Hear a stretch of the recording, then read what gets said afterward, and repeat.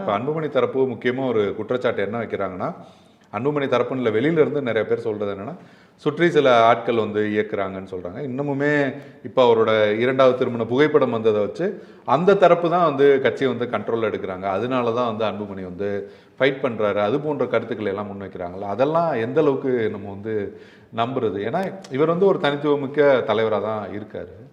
இது வந்து எப்பயுமேங்க ஒரு வலிமையானவர்களை வந்து நம்ம வந்து டேமேஜ் பண்ணணும் அப்படின்னு நினச்சா, இது மாதிரி ஏதாவது பர்சனல் விஷயத்தை எடுத்து டேமேஜ் பண்ணலாம் அப்படின்னு நினைக்கிறது வந்து ஒரு கோழைத்தனமான ஒன்றாக தான் நான் பார்ப்பேன்.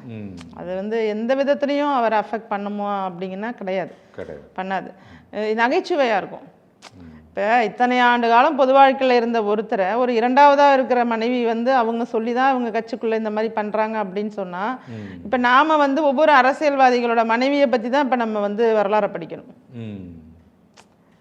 நம்ம தான் அவங்களுக்கு எத்தனை மனைவி, அவங்க எத்தனை மனைவி, அந்த எந்த மனைவி அரசியலில் வந்து ஈடுபாடாக இருந்தாங்க, அவங்க சொல்லி தான் இப்போ வந்து இவர் முடிவெடுத்தாரா, முன்னாள் முதல்வர் கருணாநிதி அவர்கள் முடிவெடுத்தாரா, இப்படியெல்லாம் நம்ம போயிட்டு நம்ம கிளறி பார்க்க முடியுமா என்ன? குறைந்த விலை நிறைந்த தரம், தங்கள் தேவைகள் அனைத்தும் ஒரே இடத்தில். ஜெயச்சந்திரன்.